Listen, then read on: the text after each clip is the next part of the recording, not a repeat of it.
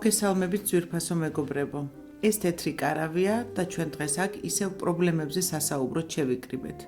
გადაწყდა, რომ არ გვექნება ერთი კონკრეტული თემა და ვისაც რა აწუხებს იმ საკითხებზე ვისაუბრებთ, რაც ისედაც ბევრის სათქმელია. მე მქვია ნატა და ვარ 43 წლის. ვმუშაობ ერთ-ერთ კერძო კომპანიაში მენეჯერად, სადაც ძალიან ჯანსაღი და სასიამოვნო გარემოა.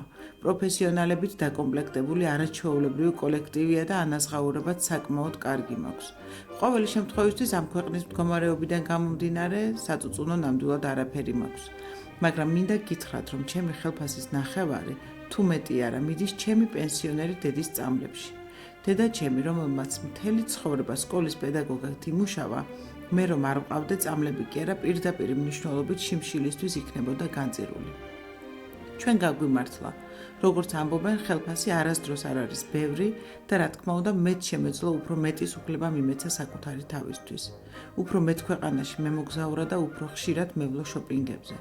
კიდევ ერთხელ ვამბობ, რომ არ წუწუნებ კი არა, ყოველდღე მადლობას ვეუბნები ღმერთს იმისთვის, რაც მაქვს. მაგრამ მიმოიხედეთ გარშემო, რატომ არ დაიმსახურეს ამ ქვეყნის მოხუცებმა ღირსეული სიბერე? ეს კაპიკები, რასაც მათ უხდიან მარტო წამლებში, ერთი კვირა არ ეყოფათ. წამლებში, რომლის ფასებიც ყოველდღიურად მატულობს და მატულობს. ეს არის ჩემი დიდი სატკივარი და დარწმუნებული ვარ ყველა იმ ოჯახის, სადაც პენსიონერები ჰყავთ. აღარაფერს ვამბობ იმ მარტოხელა პენსიონერებზე, რომელთა ცხოვრებაც უბრალოდ ტანჯვაა და მეტი არაფერი.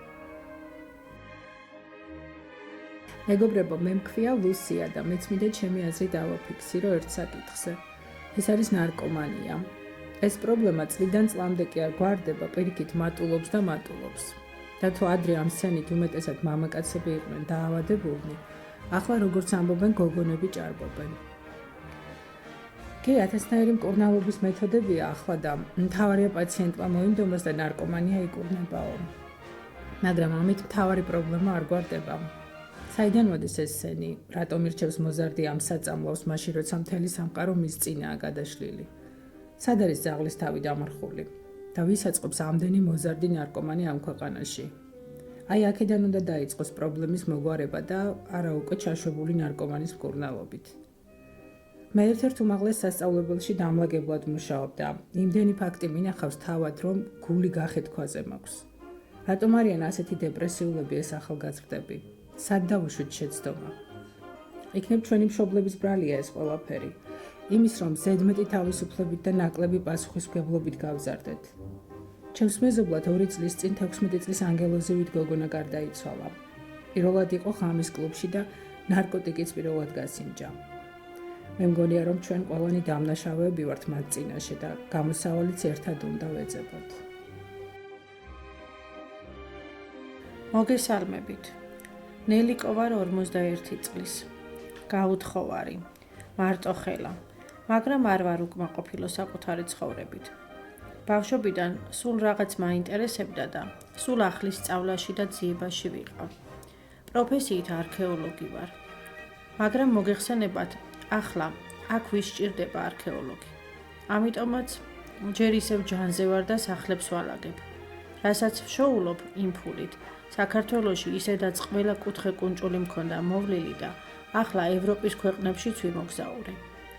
საბერძნეთში ვიყავი, საფრანგეთში, ავსტრიაში და სულ მალე ესპანეთის კუნძულებსაც მოვინახულებ. ბევრი ჩემი ნაცნობი თუ მეგობარი მეუბნება, ნეტაი შენ, რას დაბოდიალობ, შეაგროვე ეგ ფული, რომ სიბერეში ვინმე მოგხედოსო. მეცინება, ესე იგი გამოდის, რომ მთელი ცხოვრება იმისთვის უნდა ვიცხოვრო და ვიშრომო, რომ სიბერეში მომვლელს გადავუხადო? იმ ქალებსაც უკვირთ, სახლებს ვისაც ვულაგებ, არ არიან ცუდი ადამიანები, მაგრამ რატომღაც გონიათ, რომ მარტო მდიდრებმა უნდა იმოგზაურონ. ახლა ესპანეთიდან რომ დავბრუნდები, ჩემს სახლს 1 წლით ვაქირავებ და კვიპროსზე მივემგზავრები, სადაც ხატწერა უნდა შევისწავლო. ჩემი ნამუშევრების ფოტოები გავაგზავნე და მოწვევაც მომივიდა. მაგრამ ჯერ არავის ვეუბნები, თორემ იმდენ სიზამენ შეიძლება გადამაფიქრებინონ.